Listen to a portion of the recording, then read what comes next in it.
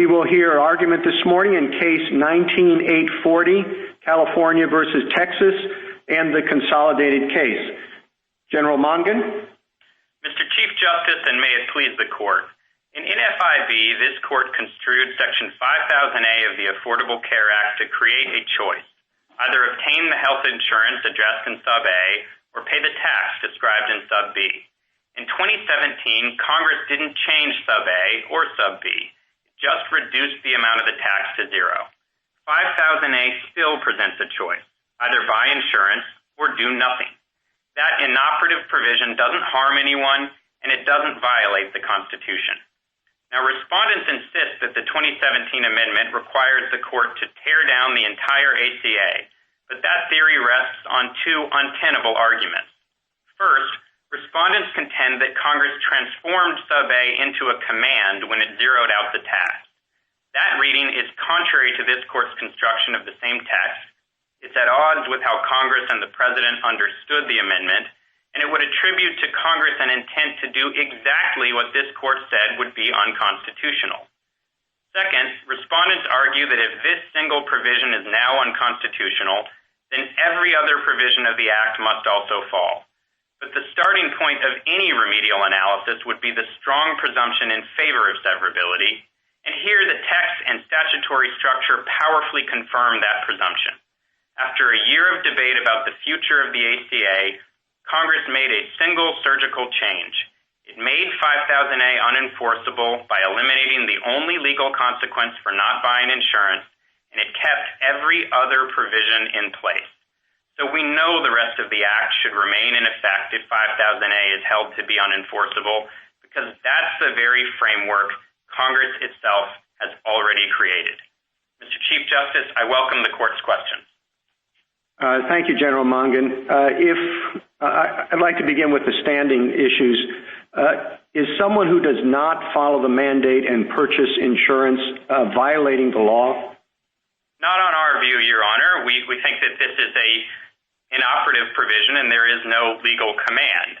But even if the Court were to accept the plaintiff's theory that it is a command at the standing stage, they still can't establish standing because there's no threat or even any possibility that that command would be enforced against them. Well, so if someone who doesn't purchase insurance pursuant to the mandate applies for a job down the road and has to fill out a questionnaire asking whether you've ever violated the law, which box should he check, yes or no? Well, I think if their view, Your Honor, is that this is a command, I suppose they'd have to say that they'd violated the law. And if they had alleged that they were applying for such a job and that the employer was going to use such a form, then that might be a viable theory of standing. But, of course, there's no such allegation before us here today. Well, let's say Congress passes a law saying everybody has to mow their lawn once a week. And they even make a lot of findings about why that's a good thing. You know, it makes the country look neater. You get fresh air if you have to do that. Supports the lawnmower business. But the fine for violating it is $0. Do they have standing? I mean, the neighbors will see that they're not obeying the law. The objectives of Congress will not be fulfilled. In other words, there'll certainly be injury to that person, and I wonder if under your theory that person would not be able to challenge the law. I don't think that they would be on the theory that they've altered their conduct to comply with the law and they've suffered some injury. I think that follows from this Court's cases in Poe and Holder and American Booksellers, that it's not enough to say that I'm injured by complying with the law. You also have to show some real threat of enforcement. And here, of course, Congress eliminated the only enforcement mechanism in 5000A. Thank you, General. Justice Thomas? Thank you, Mr. Chief Justice. General Mongan, in putting it the Chief Justice's question in today's terms, I assume that in most places there is no penalty for wearing a face mask or a mask during COVID. But there is some degree of opprobrium if one does not wear it in certain settings. What if someone violates that command? Let's say it's in similar terms to the mandate here, but no penalty. Would they have standing to challenge the mandate to wear a mask? Well, Your Honor, I think under this court's cases, the question comes down to whether there is a real threat of enforcement. If it's just a bare command, I don't see how that would be consistent with cases like Poe and Holder that have looked not just to the question of whether it's a command, but to whether there is a threat or possibility of enforcement. Now, perhaps is that consistent with some of our, for example, our First Amendment jurisprudence where even without a penalty, you could have a chilling effect? Your Honor, I think that there may be other legally cognizable theories of injury beyond the type articulated by the plaintiffs here, which is strictly focused on I'm complying with this command in a way that harms me. And in this case, we're not in the First Amendment realm, but the states have suggested that there might be some theory of harm from the effects of third-party conduct. That might have been a viable theory, but their problem is that they have not established with evidence that's required on summary judgment that the amended 5000A, which is entirely toothless, actually does inflict such a harm on them. The parties here, the respondents here, really, they're arguing that, as we had in the first ACA case, they're arguing that the mandate in combination with the other provisions really caused their injuries. What is curious here is we have become accustomed to deciding this at the standing stage, and this looks somewhat like a statutory, the severability issue looks like a statutory construction matter. So could you explain to me why we would determine severability at the standing stage? Well, Your Honor, I don't know that the court normally does determine severability at the standing stage. I suppose it could do that in the process of evaluating the federal government's theory of standing by severability. We don't think that that's a theory that's ever been endorsed by this court, and it seems like it would create some serious tension with this court's Article 3 precedent. But typically, severability would be analyzed after a ruling on the legality of the provision. So how would you say you would? I see my time's up. Thank you, Justice Breyer. Well, I'll follow up on Justice Thomas's question. How do you respond to the United States theory of standing?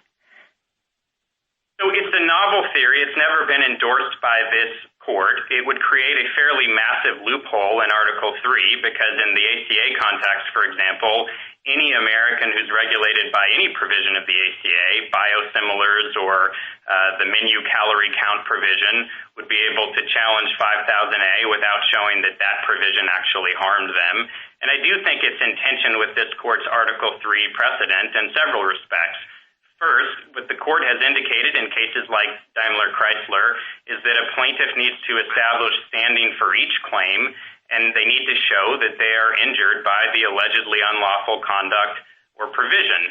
And here we'd be allowing on the government's theory plaintiffs to proceed without doing that. And second, I think it would create a real concern about advisory opinions because, as I understand their theory, you'd have to accept that the provision is inseverable at the standing stage, then you'd proceed to adjudicate the legality of the provision, and then after that you'd get to severability. But as we know from AAPC, most provisions are severable, so it would lead to a situation where courts are adjudicating the legality of provisions that don't actually harm the plaintiffs before them. Thank you. Justice Alito? Texas has offered evidence that the Affordable Care Act requires it to calculate Medicaid eligibility using modified adjusted gross income, and that this method of calculation has greatly increased the number of persons on Medicaid in Texas, I think by about 100,000 persons. Why can't Texas seek a declaratory judgment that it is not required to calculate eligibility using that method? Well, I think that the problem is that they need to show that they're injured by the provision that they actually allege is unconstitutional, and that provision that Your Honor referenced is separate from 5000A. It would remain on the books even if 5000A were wiped away. So unless the court were willing to accept the novel theory of standing by inseverability advanced by the federal government, I don't see how Texas's theories about many other provisions of the ACA can establish a case or controversy with respect to this claim challenging amended 5000A. Well, there is logic to that theory of standing. Why is it conceptually unsound? Well, we think it's unsound because it then would allow the court, allow a party to come into court and challenge, any aspect of a large statutory scheme by just asserting a theory that it's inseparable from one provision that harms them. But Your Honor, if the court wanted to create that type of rule in its standing jurisprudence, that would just bring us to the merits. And the problem with the merits theory is that the plaintiffs here are positing that Congress created the very command that this court held in NFIB was constitutionally impermissible. And that's just not a plausible construction when you consider that Congress was well aware of this court's statutory construction. It relied on that choice-creating construction and used it to just render the provision inoperative. Well, let me ask this related question. If Texas were to fail to use that method, what consequences would follow? If Texas were to fail to use the method for calculating Medicaid eligibility, Your Honor? Yes. I don't know. I suppose it's possible that the federal government could bring some sort of enforcement proceeding against them, or that an individual could sue on the theory that they should be eligible for Medicaid. Well, I would ask a related question about what would happen if the IRS attempted to assess penalties on state employers for failing to comply with the reporting requirements in sections 6055 and 6056. In a collection proceeding, could the state argue that it has no obligation to follow that because they can't be severed from the individual mandate? Well, those are separate provisions. I suppose it's possible that a defendant could try and advance that as a defense in response to such a claim, but that doesn't mean that as a plaintiff they can go into court and establish an Article 3 injury tied to 5000A that's sufficient to exercise the court's jurisdiction. Thank you. Justice Sotomayor? Counsel, if I understand, and please tell me if I understand your point correctly, which is if they have claims challenging the provisions that Justice Alito asked about, they should have brought that challenge, not a challenge based on the individual mandate, correct? That's exactly right, Your Honor, and although they have discussed a lot of the costs that flow from other provisions of the ACA, they haven't directly challenged those provisions, and they haven't advanced any theory as to why those provisions are unconstitutional. Second, counsel, give me your best argument why it would be unreasonable or not legally enforceable for plaintiffs to read the individual mandate as a legal command. You answered Justice Roberts' questions in a hypothetical, but I'm asking, are you accepting that hypothetical or that assumption, not hypothetical, I used the wrong word, assumption, or do you have, what's your best argument that it's not a command? No, we're not, Your Honor. This court authoritatively construed 5000A and NFIB as not a command. It said it was a choice between buying minimum coverage as set out in Sub A or making the alternative tax payment in Sub B. That's an authoritative construction that Congress relied on when it amended the provision in 5000A. Congress did not clearly indicate that it wanted to depart from that choice construction. Rather, it relied on the choice construction, zeroed out the tax as a means of making the provision inoperative. And I think this is a critical point, Your Honor. Congress was entitled to rely on this court's authoritative construction, and we ought to give Congress the benefit of the doubt that it was doing what it said it was doing, preserving a lawful choice, rather than imposing the same But, counsel, I have no quarrel with. but why should we presume that a common citizen who wants to comply with the law would make that assumption, or should make that assumption legally? Well, Your Honor, I think that to the extent that a common citizen is considering the intricacies of federal law, they would consider this court's authoritative and very prominent holding about this provision in NFIB. And of course, they would also consider the very public and repeated pronouncements of the president and members of Congress who said, we've gotten rid of the individual mandate, and now you're allowed to freely choose what to do with whether to buy insurance. One last question. If I understand your standing argument within this involving the states, but are you arguing that the states are not harmed by the cost of more people enrolling in insurance as a legal matter, or is it that as a factual matter you think they have not yet demonstrated that they were harmed?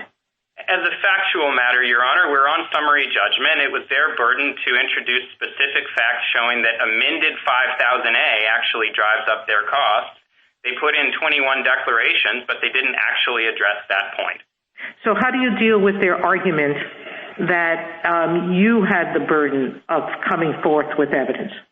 Well, I just don't think that that's consistent with precedent. It's the plaintiff's burden at summary judgment to establish that they have satisfied the requirements of standing. Justice Kagan?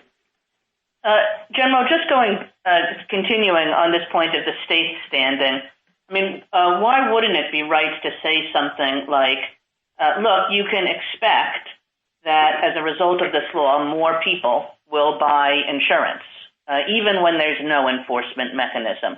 Just the force of law itself will encourage people to buy insurance. And Texas is now saying, well, that costs us money. It costs us money because of its effect on programs like Medicaid, and it costs us money because we have to send out these forms saying that you've bought insurance. I think that those are Texas's two arguments. Well, Your Honor, we think under this court's precedents in cases like Lujan, that might be enough at the pleading stage, but that it wouldn't be sufficient at the summary judgment stage. But frankly, Your Honor, if we're misreading those cases, we'd be happy to lose on the issue of state standing and litigate this case on the merits and then have Texas's rather minimal showing here set the bar for state plaintiff standing theories going forward. We just don't think that your cases allow it. And why is that? What case doesn't allow it? Well, I think it's just a general principle that a plaintiff must adduce specific facts to establish injury and causation, as the court indicated in Lujan. And that, we would think, would require something more than speculation or supposition. And how about on the individual plaintiff side? This is going back to the Chief Justice's questions. I mean, why shouldn't the force of law itself, a person can say, if the law says I need to do something, then I have to do something. And we want citizens to be law-abiding. Why isn't that enough to create standing? Well, I understand that point, Your Honor, but I think that that's contrary to what this court has said in cases like Poe. I mean, there the doctor plaintiff said, I'm looking at this law. It says that I can't give advice to my patient, and I think the law is unconstitutional, and it harms me because I'm not able to give this advice. And the court said, well, that's not enough. You also have to show a real threat of enforcement. So I think that would be a departure from what this court has indicated before, and it might open the door to quite a number of additional pre-enforcement challenges. Thank you, General. Justice Gorsuch? Good morning, counsel. Let me pick up where Justice Kagan left off. As I understand it, the United States could still bring a civil action to enforce the mandate under 26 U.S.C. 7402A. Is that your understanding as well? That's not my understanding, Your Honor. I think that this court made clear in NFIB that the only legal consequence of not purchasing insurance is the requirement to pay a tax, and Congress has repealed or zeroed out, rather, the tax. So there are no remaining legal consequences, and I just... Let's just suppose for the moment that you're mistaken, and 7402A would allow a civil enforcement action. Would that change your view about the individual standing? Potentially, although I think what this court has looked to is not just the possibility of an enforcement action, but whether there is a real threat of enforcement. And here I don't see how they'd establish that because, of course, the federal government has indicated that there's no further requirement for individuals to purchase health insurance, at least at the highest levels of the executive branch. That's the signal that's sent out to the country. So individual Americans would have to await an enforcement action before bringing a lawsuit challenging a federal statutory command? Well, that's our understanding of your cases, Your Honor. But again, if we're misreading the standing cases, we're very happy to litigate this question on the merits because we don't think that they have any plausible basis for reading this as a command, and we'd be happy to have the court reach that question either at standing or on the merits. And then with respect to the states, again, picking up on Justice Kagan's point, I thought I heard you agree that the theory of standing, that there's raised costs on enrollment-based injuries or compliance-based injuries could be enough to secure standing. It's just a failure of proof at the summary judgment stage. Is that a fair summary of your position?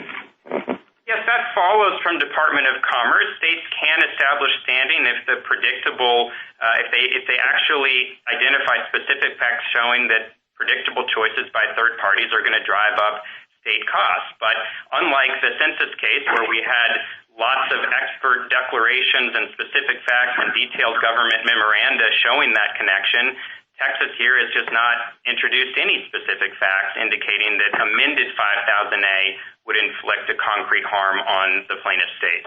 So if all we need is a substantial risk of a predictable effect of government action on the decisions of individuals, why isn't the Congressional Budget Office report stating that even after the penalty is removed, a small number of people will enroll because of a willingness to comply with the law?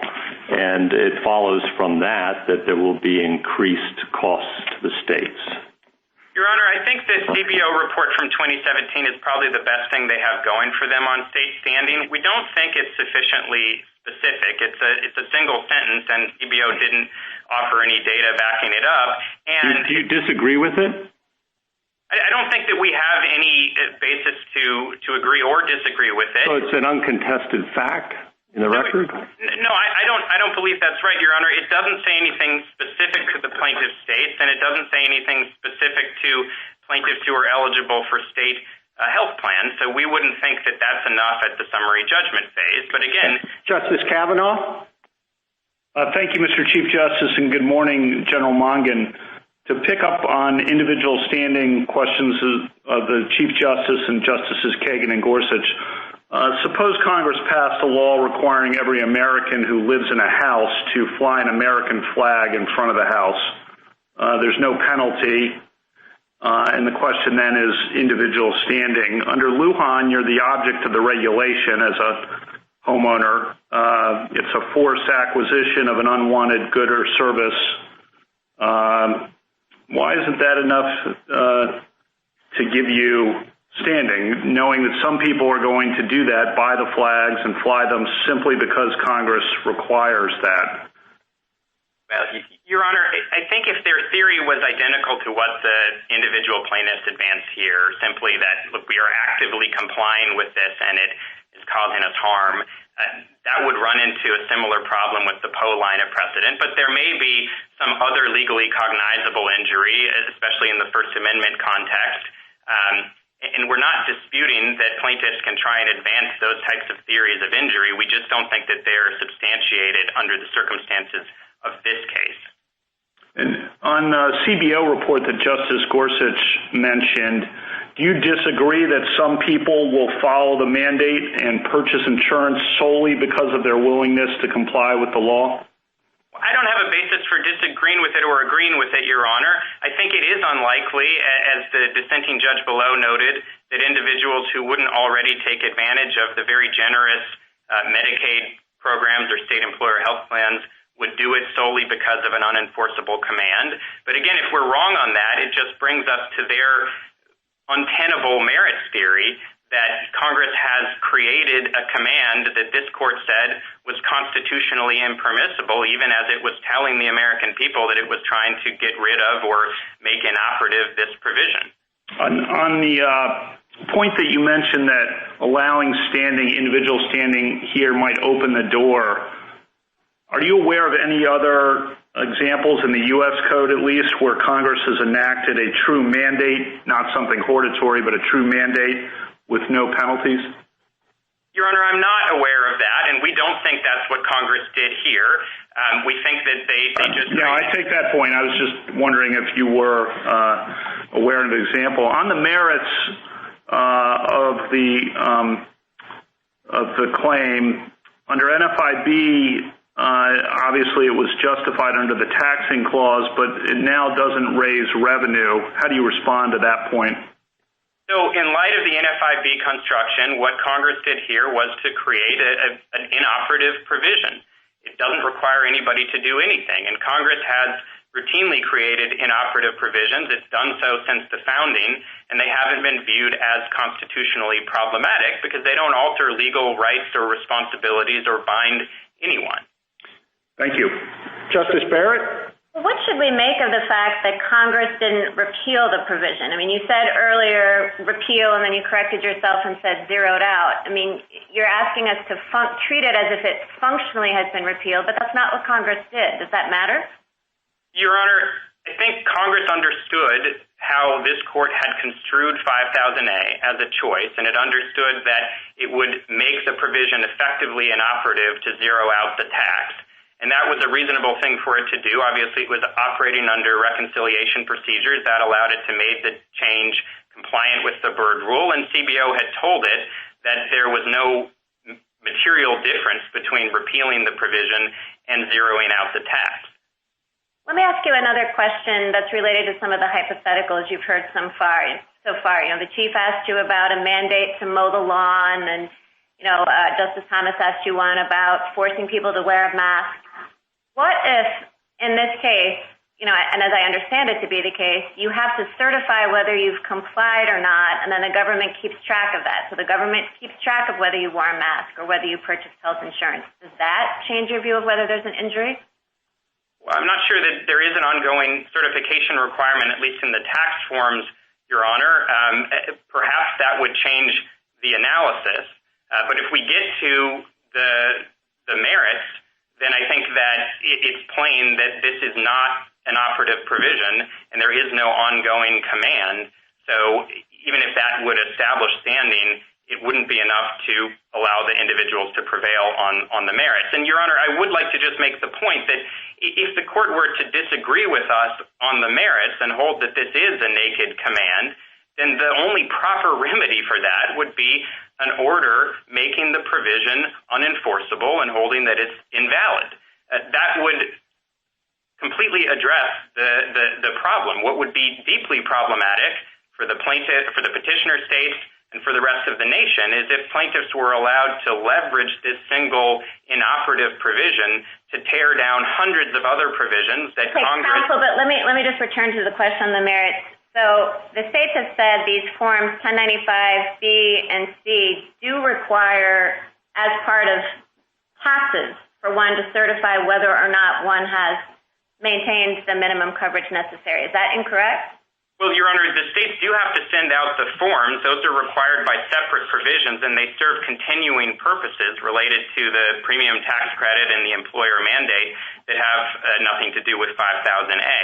So those are costs that they would continue to have regardless of whether 5000A were on the books or not. And individuals don't have to certify whether or not they've maintained coverage? Well, the IRS website makes clear now that there's no longer an obligation on the annual tax forms to check the box regarding coverage. They've gotten rid of that requirement. Okay, thank you, counsel. A minute to wrap up, General.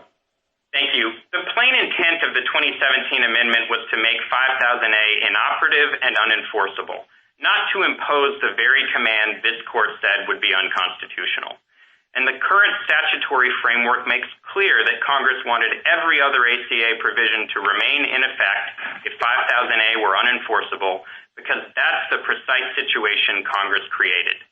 Respondents in severability theory would do violence to Congress's intent, invalidating hundreds of provisions that Congress chose to leave in place and that are functioning perfectly well without an enforceable 5000A.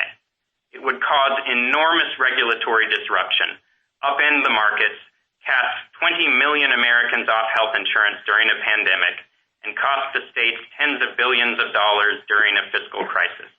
There's no basis for that result in text, intent, or precedent. Thank you, General. Mr. Verrilli? Thank you, Mr. Chief Justice, and may it please the Court. Respondents are asking this Court to do what Congress refused to do when it voted down repeal of the ACA in 2017, but their argument is untenable. The 2017 Congress did not convert Section 5000A from a choice to a command. The amended statute doesn't require anything of anyone. And even if one misconstrues 5000A as a mandate, it's not plausible that the same Congress that had just eliminated any economic pressure to purchase insurance nevertheless thought that an unenforceable mandate was so vital that its invalidation should doom the remainder of the ACA. There is just no way that Congress would have preferred an outcome that throws 23 million people off their insurance, ends protections for people with pre-existing conditions, and creates chaos in the healthcare sector. Respondents' arguments take constitutional adjudication as a game of gotcha to a whole new level. But this is not a game. This Court's precedents require respect for the constitutional role of Congress, and those precedents emphatically foreclose the outcome respondents seek. Mr. Verrilli, 8 years ago, those defending the mandate emphasized that it was the key to the whole act. Everything turned on getting the money from people forced to buy insurance to cover all the other shortfalls in the expansion of health care. And the briefs here on the other side go over all that. But now the representation is that, oh, no, everything's fine without it. Why the bait and switch? And was Congress wrong when it said that the mandate was the key to the whole thing, that we spent all that time talking about broccoli for nothing? So, Mr. Chief Justice, in 2010, I don't think there's any doubt that Congress made a predictive judgment about what would be needed to create an effective market, and they adopted a carrot and stick approach. And there were a lot of carrots. You know, the policies were attractive, limited copays, no annual or lifetime caps. There were generous subsidies to draw people into the market, and it was easy to enroll because of the exchanges. But there was also a stick, the tax payment if you didn't enroll. And I don't think there's any doubt that the 2010 Congress thought that stick was important. But it's turned out that the carrots work without the stick. That's the judgment that the Congress made in 2017. It's what what the CBO told Congress. That Congress asked the CBO, what'll happen if we repeal the mandate outright? What'll happen if we zero out the tax? And CBO came back and said, whether you zero out the tax or you repeal the mandate, the effects on the market will be the same. The market will remain stable over the coming decade.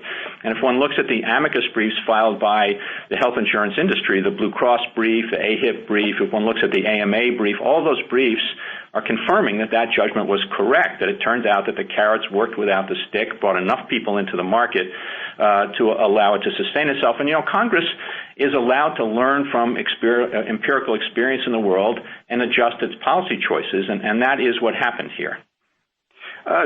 General Mongan was asked about whether the burden on the state was enough to support standing. And, of course, he had a little bit of a conflict representing a state, but you don't. Do you think that burden is sufficient? The paperwork burden, essentially. No, Your Honor, I don't, because the paperwork burden flows from provisions other than Section 5000A, and so unless the court were to accept the standing through inseverability theory, I don't think there's a basis for finding standing on the basis of that injury. Thank you, General. Justice Thomas? Thank you, Mr. Chief Justice. Counsel, Justice Barrett asked whether or not just eliminating the penalty, the act wasn't changed, about the mandate provisions weren't changed, just the penalty was eliminated. So was that all that was necessary to eliminate the centrality of this and importance of this provision? Because when you argued that when this case came up, as the Chief Justice said some years ago, this provision was the heart and soul of the Affordable Care Act, and I know the assessment has changed, but the provision hasn't changed with the exception of the penalty. Could you explain why that penalty provision was so critical to the centrality of this provision? Well, I think, Your Honor, this does go to the heart of the severability question, and I guess the argument that my friends on the other side are making is that the continued existence of 5000A sub A, even though it's unenforceable and there's no tax anymore, is still central to the operation of the Act, such that under the court's inseverability precedents, Congress would have preferred that the entire Act come down if that provision was struck down. And I think there are 4 reasons why that can't be right.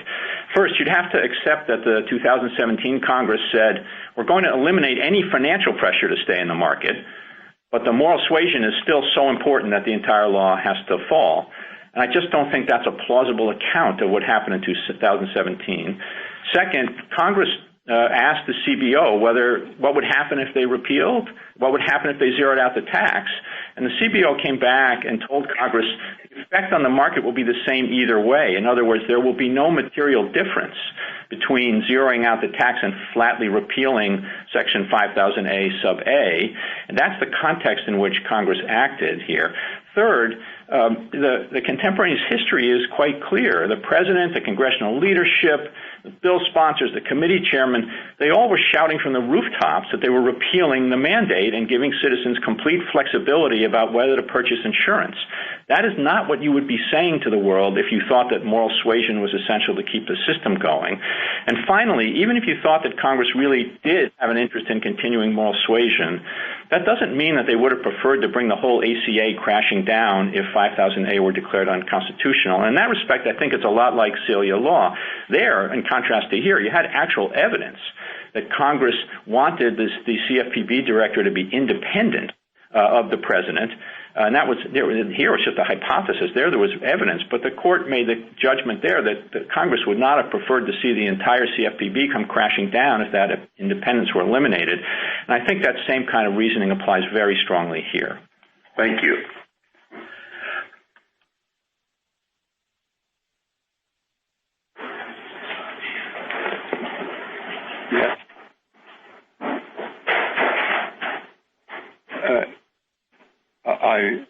Justice Breyer?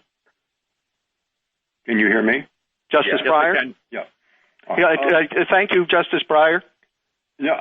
I'm connected, I think. Question about the severability. Since at the time we heard, when this was first passed, that the mandate was absolutely crucial, as you pointed out, because unless people buy insurance under this mandate, the other provisions such as you don't have to worry about pre-existing conditions, etc., won't work. All right. Why isn't that fact? I'm sorry, Justice Alito? Something happened. I'm sorry, my machine didn't work. Yeah, I thought Justice Breyer was still on his time. No, Justice Alito? Oh, all right. Well, thank you. Mr. Verrilli, this does seem like deja vu all over again. But let me ask you this question about the theory of standing by severability. Suppose there's a very simple statute. It has 2 provisions, A and B. I am hurt by B. I am not hurt by A. A is unconstitutional. The statute has a clause that says if A falls, B falls too. Under those circumstances, would I lack standing to challenge A?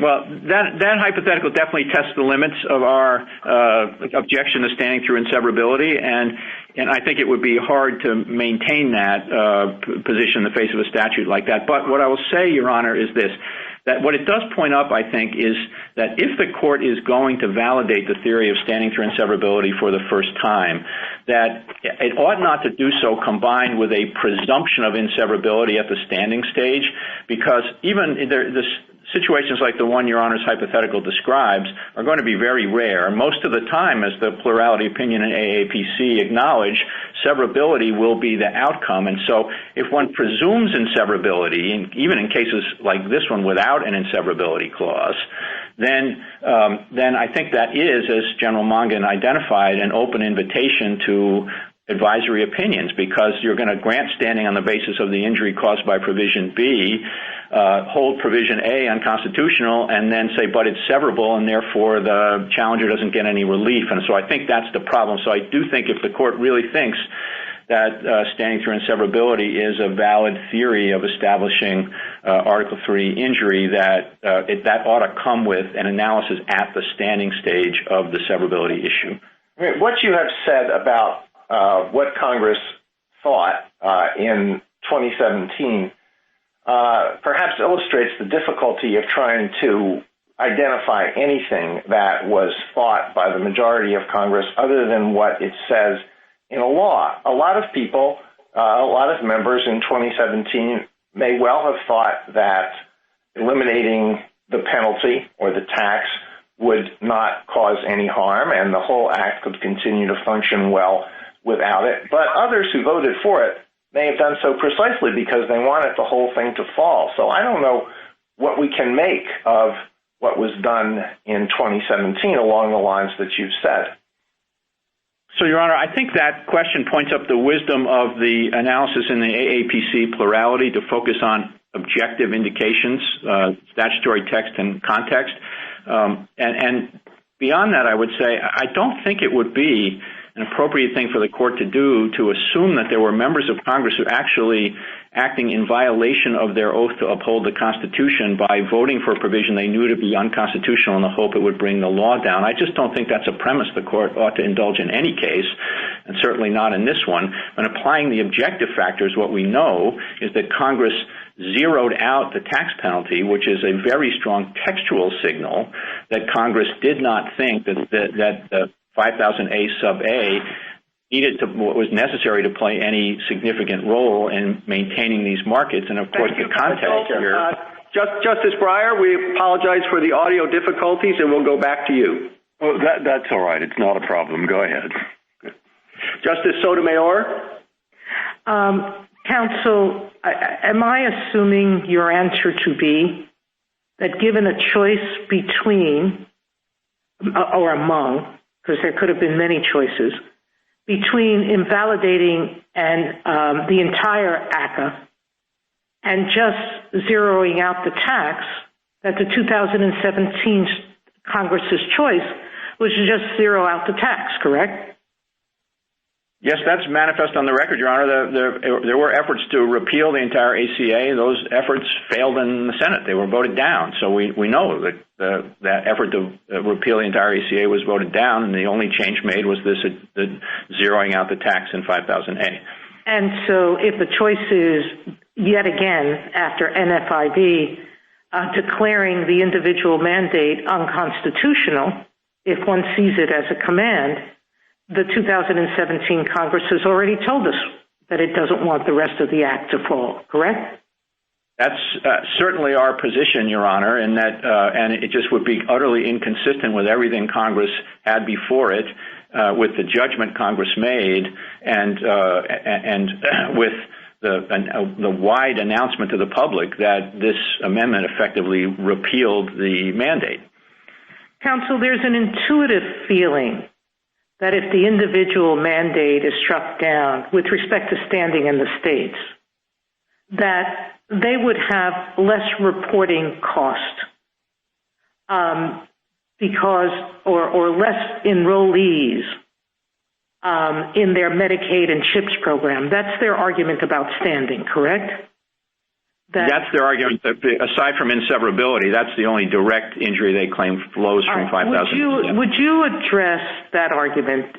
Your co-counsel for the states seems to say there's no evidence that that's true or false. But I thought many of the briefs showed that it was a faulty premise for other reasons. Do you agree with that? Yeah, I mean, there's definitely no evidence. General Mongan went through that. That's correct. It was summary judgment, and under Lujan, they had a burden. They didn't meet it. But apart from that, basically their argument, I think, boils down to what they claim is common sense, which is, look, people are going to read this mandate and they're going to enroll. And and that in Medicaid to satisfy it. But, I really think it's the opposite of common sense. I mean, the theory here is there were people out there who weren't enrolled in Medicaid before when the mandate was accompanied by a tax consequence, and therefore were subjecting themselves to the tax consequence. Congress amends it to get rid of the tax consequence, and those people say, oh, well, Congress got rid of the tax consequence, but look, there still seems to be a mandate, so I'm going to go enroll in Medicaid now. Justice Kagan? Mr. Verrilli, I understand your view that the empirics of how this law works have changed since 2010 or 2012, but we still have some relics of the old view, which is that the individual mandate was the key to everything, some relics of that in the law. And I'm pointing specifically at what the plaintiffs in this case sometimes call the inseparability provision, which is a finding, basically, that the mandate was essential to creating effective health insurance markets. And I guess I'm wondering, what do we do about that, the fact that that finding still exists in the law? Does that constrain us in any way? Well, it's clear that I think that it doesn't overcome the strong presumption of severability because it's not an inseverability clause. Now, if the Section 18091 had said, if Section 5000A is declared unconstitutional, then 42 U.S.C. 300 GG shall be deemed inseverable. Those are the insurance protection provisions. We'd have to make an implied repeal argument. I think we'd have a strong one, but we don't need to make that because the finding is not an operative provision of law. It's just a finding. And I think what's key is that what it expresses is the 2010 Congress's view about the state of affairs that existed in 2010. As a textual matter, the provision is addressing Section 5000A as it was originally enacted in 2010. That is the insurance, the mandate to purchase insurance backed by the tax. Now, the argument that my friends on the other side are making is that the 2017 Congress must have continued to agree with that finding because it didn't repeal the finding. But the 2017 Congress couldn't possibly have agreed that a requirement backed by a tax consequence was essential to an effective market because the 2017 Congress eliminated the tax consequence. And so I think that's very direct textual proof that the 2017 Congress did not share the view of the 2010 Congress expressed in the finding. And then it comes down to the question of, well, whether you're going to strike this entire law down because the Congress didn't go back and clean up that finding. But there was no need to clean up that finding because, as I said, it's not an operative provision of law, and it expresses a predictive judgment about the circumstances that existed in 2010 and what the 2010 Congress thought would be necessary to create the market. And textually, of course, the finding talks about the requirement being essential to creating the market. And by 2017, the market had been created. It was up and running. CBO told Congress to continue to run in a perfectly reasonable way if you eliminated this penalty. So I think that remnant from the finding. Good morning, Mr. Verrilli. I'd like, if we could, just for a moment, put aside standing and put aside your remedial arguments and just focus on the merits. This court held that the mandate was a permissible exercise of the taxing authority because it produced revenue, at least some. That seems to have withered away, and we're left with the Commerce Clause and the Necessary and Proper Clause, which the court foreclosed last time around. Can you help me with that? Sure. I think it might help for me to walk through how we see this, Your Honor. The Congress started with the court's definitive construction of the law in NFIB. That the court presumes that Congress takes this court's definitive construction as a given, unless it clearly indicates a desire to change it, and we don't think it did that. And so it starts from the premise that this is a lawful choice. It was a lawful choice between maintaining insurance or paying the tax prescribed in subsection C. And I don't think there's any doubt that Congress was acting within its powers when it amended subsection C to reduce the tax to zero. You can either think of that as inherent in the tax power or necessary and proper to it, but it has to have the ability to take that step. And so what remains is a statute that isn't operative and doesn't have any consequences for anyone. So it's effectively like a statute that's been repealed, and that's, I think, why so many in Congress and the President described it as effectively as a repeal. Now, let's just put that aside for the moment, okay? And if we're focusing on the merits and assume the mandate is still something, it's on the books. What are the merits of that under the Commerce Clause? Why aren't you clearly foreclosed by NFIB?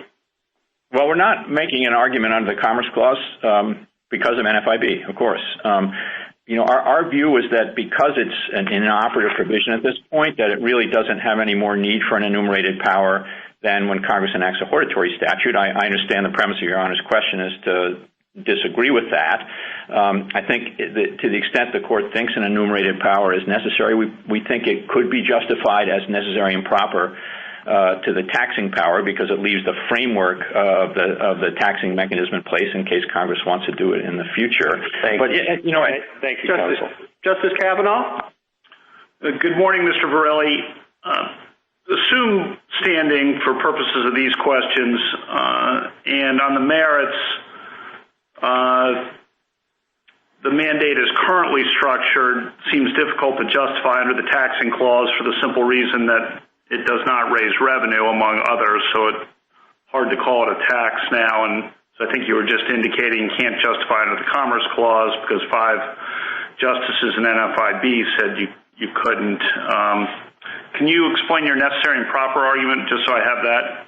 You were on that. Yeah, it's the one we made in our brief, Your Honor. It's that the Congress has the way the law exists now. The Congress has maintained the structure that existed before the zeroing out of the tax in 2017, such that should Congress decide in the future that it needs to reimpose a tax, that it doesn't need to engage in wholesale reworking of the law, can just step back in and change the number again. And in that respect, it's not entirely different. It's not the same. I'm not saying it's the same. It's not entirely different from a tax law that Congress enacts where the tax is suspended for a number of years, and we think that suffices. But I do think, Your Honor, that what this points up, even if the court disagrees with us here, and even if the court thinks that... I'm sorry to interrupt, Mr. Verrilli, but let's assume, just for the sake of argument, assume I don't agree with that, and then we get to severability.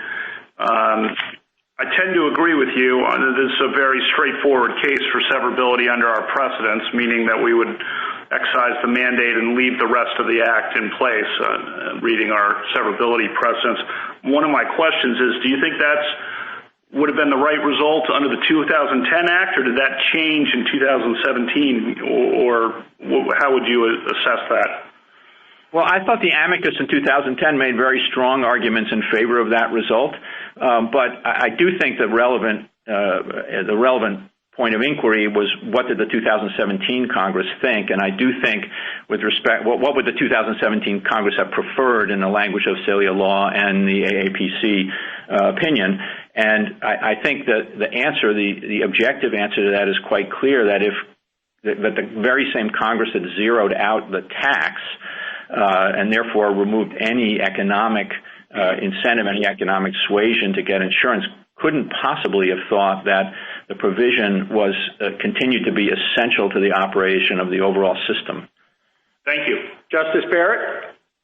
Mr. Verrilli, if the court construes a statute in a particular way in order to avoid a constitutional question, wouldn't Congress be free to come back and say, no, that is what we meant, and in this case, for example, we did want to rely on the commerce power? In other words, why would an avoidance construction of a statute lock Congress in? Neither an avoidance construction nor a straightforward construction would lock Congress in, Your Honor. I agree with that, but here I think that, but I do think the presumption applies either way. Once this court has definitively construed a statute, that is what the statute means. And the court assumes that Congress takes that meaning as a given, and can rely on that construction by the court when it amends the statute. And absent clear evidence that Congress wanted to depart from the court's definitive construction, the presumption is that the definitive construction stays in place. And I do think that has to be the case here, because the only way to make sense of what Congress was doing, and what, as I said, everybody involved in this process said Congress was doing, was that they assumed that the choice-creating structure that was the definitive construction of the Act after NFIB remained, and that by zeroing out the tax, they relieved any perceived need by anyone to purchase insurance if they didn't want it. That's what everybody involved in this process said they were doing. Why couldn't we say that when Congress zeroed out the tax, it was no longer a tax because it generated no revenue and therefore could no longer be justified on the taxing power, so Congress was presenting it as a mandate which would have to be justified by the Commerce Clause? Well, I think for the reasons I said, Your Honor, and I do think that the statements by the legislature, by the legislators and the president and everyone else, I know that that's legislative history in a sense, but I do think there's wide agreement that those kinds of statements can be looked to as evidence of what of the meaning that a provision is capable of bearing. It's clearly capable of bearing the meaning that we've identified, and it seems like the only explanation for what Congress did here is that they assumed that that was its meaning. If they had assumed the opposite and wanted to impose a command, I presume somebody would have said that, and everybody said the opposite. And of course, a minute to wrap up, Mr. Verrilli. Thank you. The Affordable Care Act has been the law of the land for 10 years. The healthcare sector has reshaped itself in reliance on the law. Tens of millions of Americans rely on it for health insurance that they previously couldn't afford. Millions more rely on the Act's other protections and benefits. To assume that Congress put all of that at risk when it amended the law in 2017 is to attribute to Congress a recklessness that is both without foundation in reality and jurisprudentially inappropriate. In view of all that has transpired in the past decade, the litigation before this court, the battles in Congress, the profound changes in our healthcare system, only an extraordinarily compelling reason could justify judicial invalidation of this law at this late date. Respondents' arguments in this case are anything but. They should be rejected. Thank you. Thank you, counsel. General Hawkins. Thank you, Mr. Chief Justice, and may it please the court. This case should be resolved on the basis of three operative provisions that appear in the U.S. Code today. The first is the individual mandate, which is a command to the American people to purchase health insurance that the federal government deems suitable. The second is a penalty provision that ensures that the mandate raises no revenue for the federal government. The third is a legislative finding enshrined in the text of the law itself, declaring the mandate essential to the operation of the marketplace reforms that the ACA set out to achieve. The Obama administration's Department of Justice described that finding as a functional inseverability clause. Under NFIB versus Sebelius, the mandate as it exists today is unconstitutional. It is a naked command to purchase health insurance, and as such, it falls outside Congress's enumerated powers. And the legislative findings declaring the mandate essential require this court to conclude, as did the district court below and the joint dissent in NFIB, that the mandate is inseverable from the remainder of the law. In asking the court to hold otherwise, petitioners are really asking this court to ignore statutory provisions in the U.S. Code.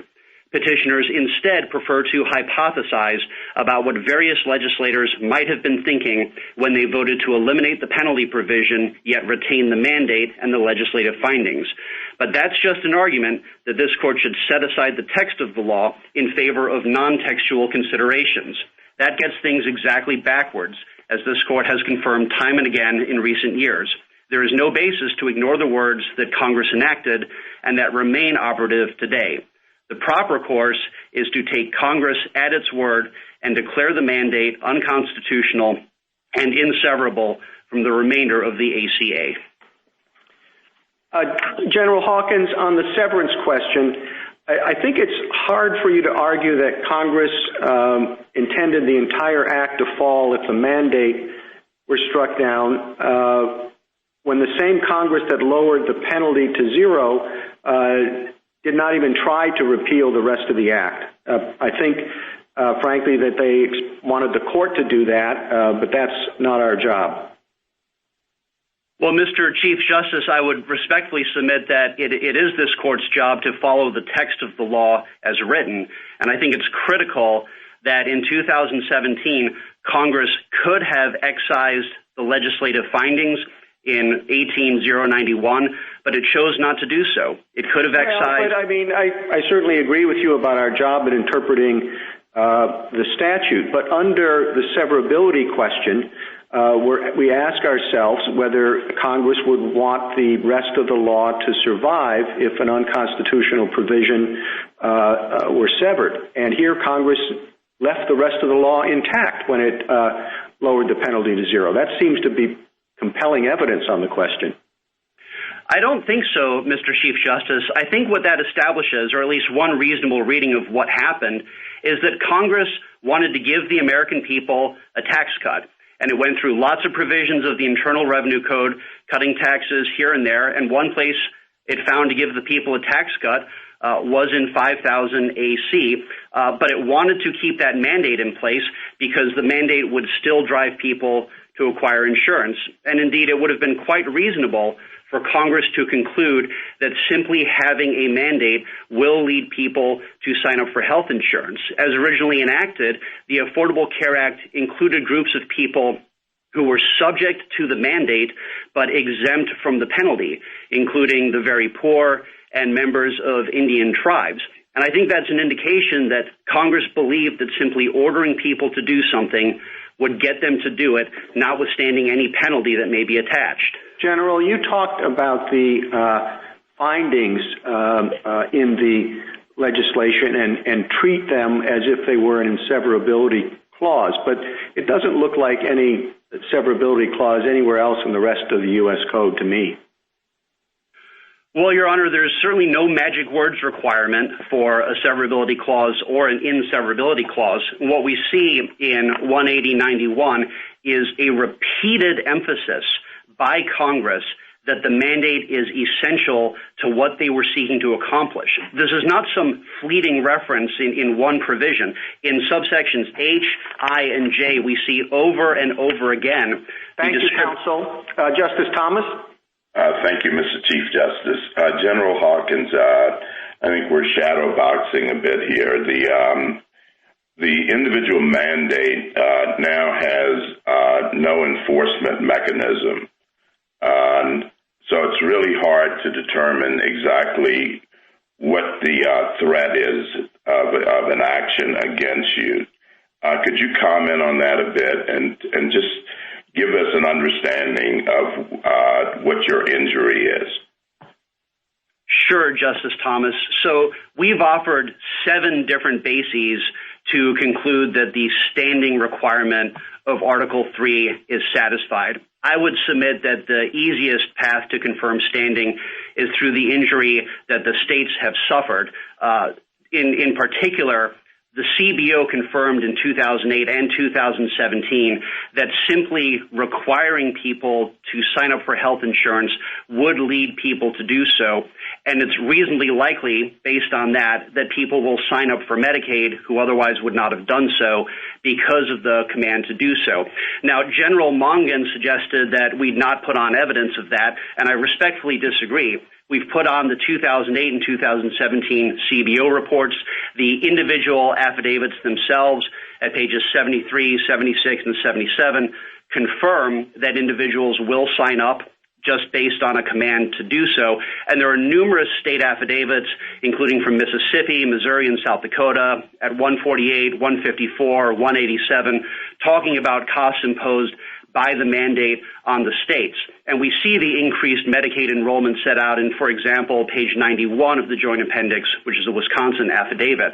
Now, we would submit that under Department of Commerce versus New York, that is more than enough to conclude that there's a substantial likelihood of at least one person signing up for a state Medicaid program, which of course would cause at least $1 in injury and satisfy the standing requirement. And that's just our first of 7 theories. I'm happy to go through more if Your Honor. That's fine. I'd like to move to, at what stage would you determine inseverability? There's a lot of talk that we should consider this at the standing stage, but when I look at inseverability, I think of it as statutory construction and something more suitable for the merit stage. But I'd like your comment on that. Well, Justice Thomas, we think that this court has described the severability analysis as part of the remedial analysis. And so we submit that the proper course here is to conclude that at least one plaintiff has standing for any of the reasons we put forward, and then to conclude that the mandate is unconstitutional. And upon doing so, we would submit that that's when the severability analysis comes into play. Justice Breyer? Thank you. Turning to the merits, is your point, what do you say about many, many statutes, I suspect, that do have or could have statements, do this, don't do that, or do this, and they do not have any enforcement, they do not have any effect. World War I, defense statutes, buy war bonds. An environmental statute, plant a tree. One of 1,000 statutes commemorating something, Beautiful Cities Day, clean up the yard. I mean, I can recall, or I believe, just dozens and dozens of statutes where Congress says something where normally we would say it's precatory. Now, are all those statutes suddenly open to challenge? I mean, are none of them? If so, you lose. And if it's in between, which ones are and which ones aren't? So, Justice Breyer, you asked whether they're open to challenge. I guess I'd want to know what the merits. On the merits, if you have a merits claim, can you suddenly say, this is no good because people will do it? They'll buy war bonds. They will plant a tree. At least one of them will clean up the front yard. Okay? And thereby, I don't know. You see the point. It's a merits point. So, Justice Breyer, I guess I'd want to look at the particular statute. We know from NFIB that the government cannot order people to enter commerce, people who are not already in commerce. And if another statute is like that, then I think NFIB would control. You're missing the point. You're missing the point. On each of them, there is some constitutional argument that if there were a penalty attached, it would be unconstitutional. They take the penalty out from all my examples. Now, no penalty. And do you say that they are nonetheless unconstitutional for whatever reason? If so, I think there will be an awful lot of language in an awful lot of statutes that will suddenly be the subject of court constitutional challenge. Justice Breyer, we don't dispute that inherent in the nature of sovereignty is the power for the government to speak, and so we don't challenge the idea of truly hortatory statements or Congress giving suggestions or recommendations, and if those statutes could be read that way, then that might change my answer. But what we have here, and this is, I think, the critical difference, it is not some suggestion, not some hortatory statement. It is the law of the United States of America today that you have to purchase health insurance, and not just any health insurance that the federal government has decided would be best for you. And that is certainly subject to challenge. Thank you. Justice Alito? General Hawkins, can I ask you, I hope, two quick questions about your theories of standing. First of all, as to increased Medicaid costs because you are required to calculate eligibility based on modified adjusted income, what would happen if you didn't do that? Well, we don't know for certain because we haven't tried, but I believe the federal government could bring some action against us, or somebody who should be eligible for Medicaid under the ACA but isn't because of the way we've done the regulations, I suppose would be able to sue us. Would there be penalties? Does the Affordable Care Act set out any penalties for failing to do that? I don't know of a specific penalty or fine that would be levied against the state in connection with a failure to comply with the MAGI requirements. Of course, there are penalties that states can suffer in connection with IRS reporting and other things like that. Okay, as to the reporting requirements in Section 6055 and 6056, the consequences for failure to comply with those, I believe, would be a penalty under the Internal Revenue Code. which this court has suggested is a tax for purposes of the Anti-Injunction Act. So how could that theory of standing survive the limitations imposed by the Anti-Injunction Act? Well, the provisions in 6055 and 6056 flow from the mandate and are echoed in IRS regulations. The 2020 instructions, which were released recently, say that the states have to provide this information to the federal government about how they are covering as employers their employees. And that reporting requirement itself inflicts a pocketbook injury on the states. Those forms don't produce themselves. And our theory is that that pocketbook injury itself is enough to satisfy Article 3. I don't think that poses an AIA problem. And indeed, those injuries, as the Fifth Circuit correctly held, flow from the individual mandate itself and are traceable back to the mandate. Thank you. Justice Sotomayor? Counsel, I'd like to understand that a little bit more, your last statement. As I understood the theory you explained earlier of your standing, you say that you assume some people would comply voluntarily with the legal command at issue here, the individual mandate. As I understand it, the CBO report predicted that only a small number of people would do that, the exact opposite of what it said in 2009, because of a willingness to comply with law. But you have to take it a step further. You have to prove that that small number would include people who didn't enroll for Medicaid and didn't enroll for CHIPS when it was a legal requirement as a tax, but they would do so now after they're told there's no penalty for it, there's no tax for it. At some point, common sense seems to me would say, there's only a small number of people who would do it. That small number of people have to include Medicaid and CHIP recipients to affect you as the state at all. And they would, once they're told there's no tax, enroll now when they didn't enroll when they thought there was a tax. Does that make any sense to you?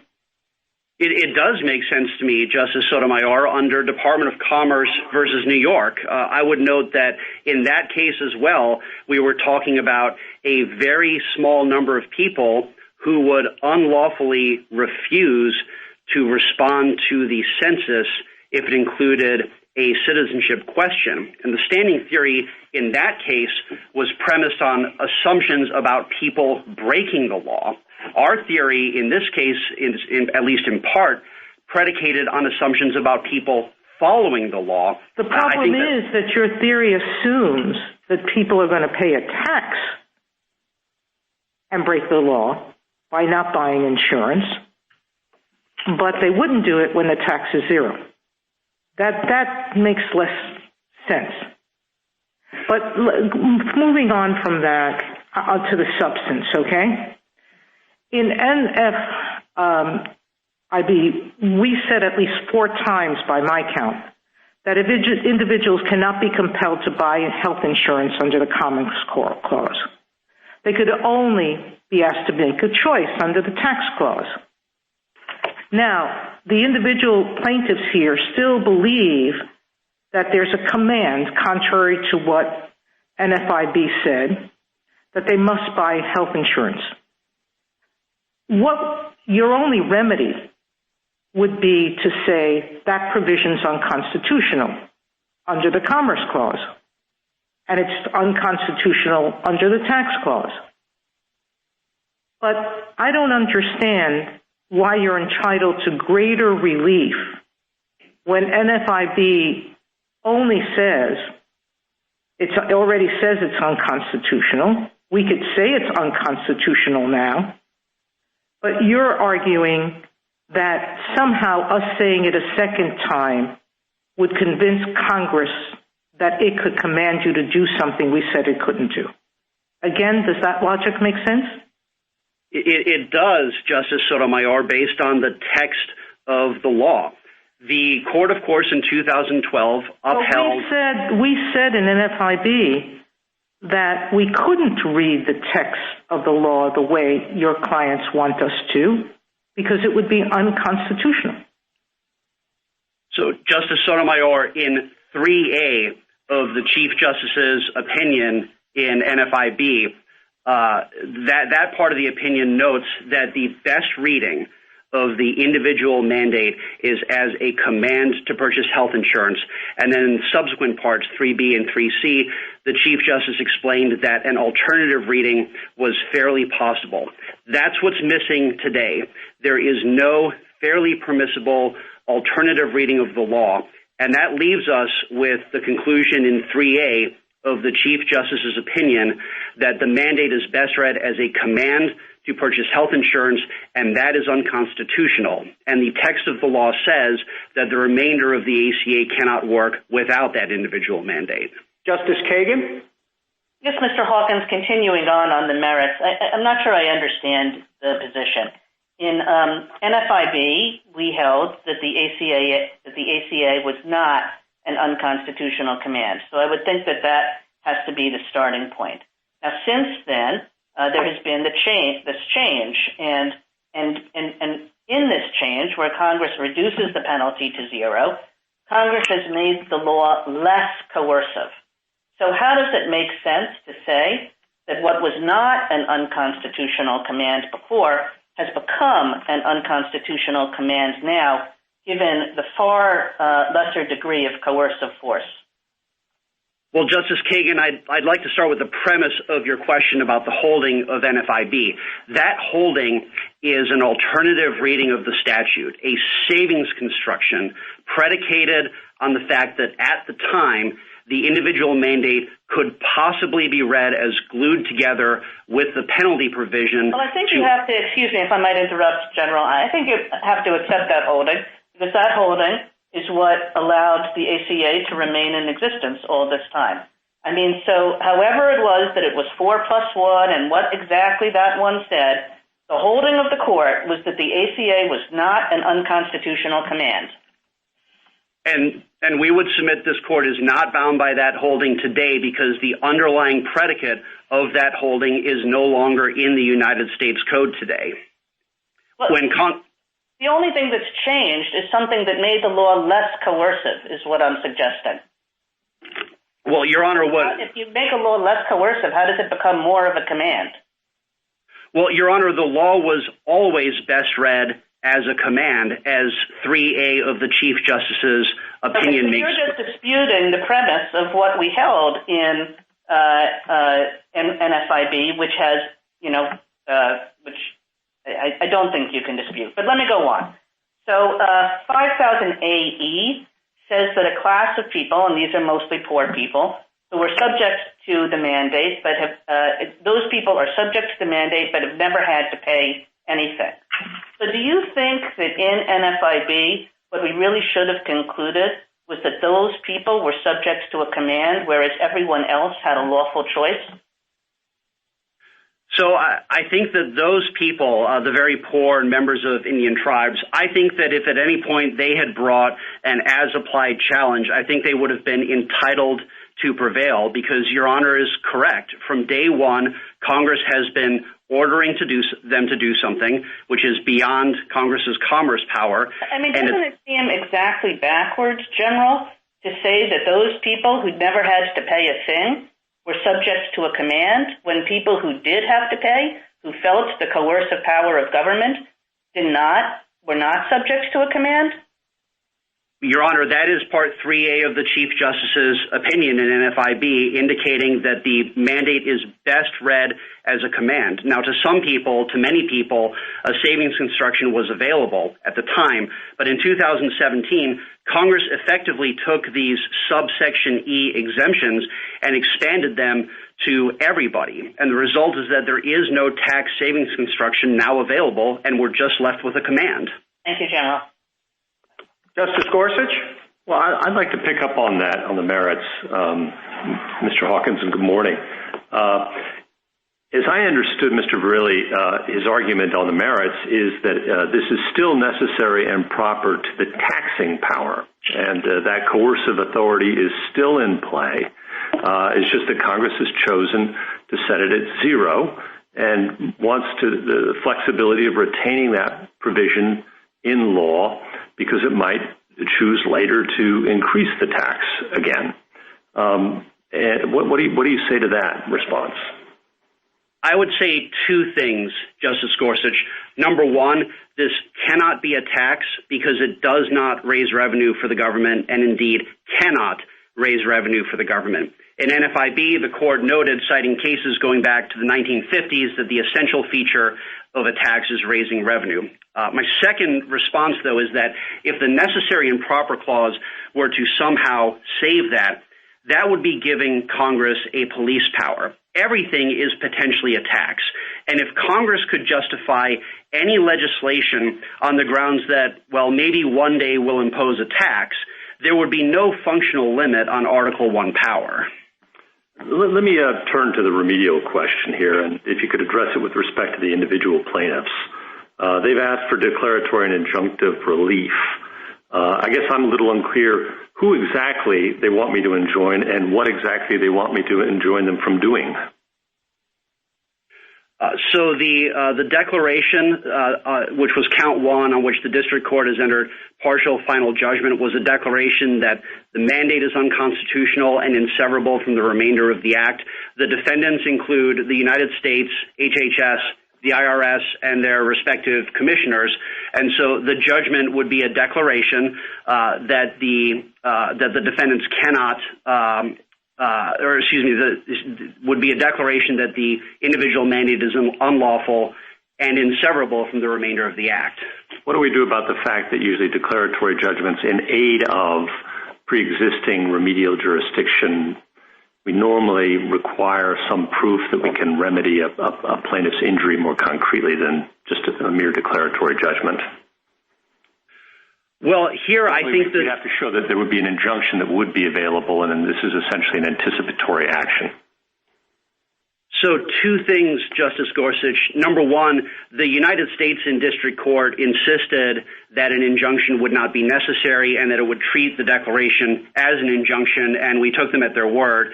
Second, if that's not good enough, count 5 in our complaint is still pending in district court, and that is our request for injunctive relief. And that's still a live issue before the district court, and we can pursue that remedy if necessary. Thank you, counsel. Justice Kavanaugh?